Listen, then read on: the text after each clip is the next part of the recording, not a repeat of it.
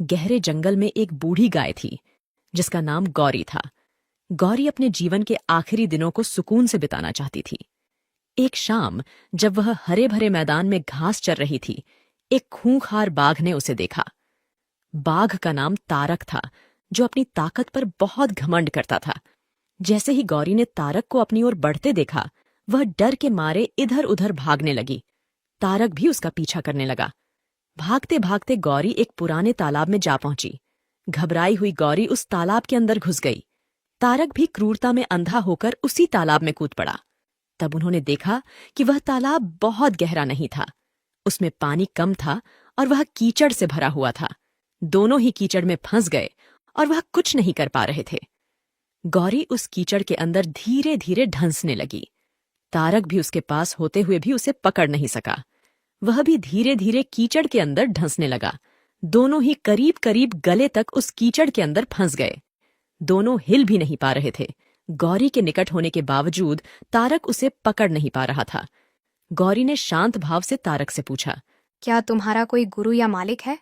तारक ने गुर्राते हुए कहा, मैं तो जंगल का राजा हूँ, मेरा कोई मालिक नहीं, मैं खुद ही जंगल का मालिक हूँ।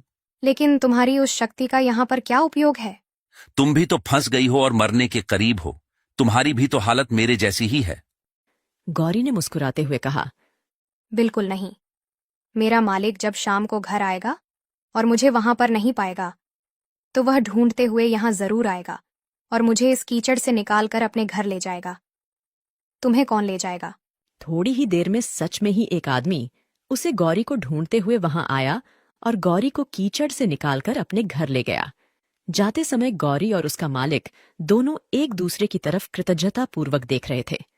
वे चाहते हुए भी उस बाघ को कीचड़ से नहीं निकाल सकते थे, क्योंकि उनकी जान के लिए वह खतरा था।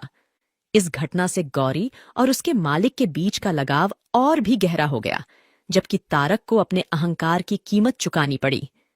इस कहानी में गाय समर्पित हृदय का प्रतीक है, बाघ अहंकारी मन है और मालिक ईश्वर का प्रतीक है। कीचड़ यह संसार है और यह संघर्ष अस्तित्व की लड़ाई है।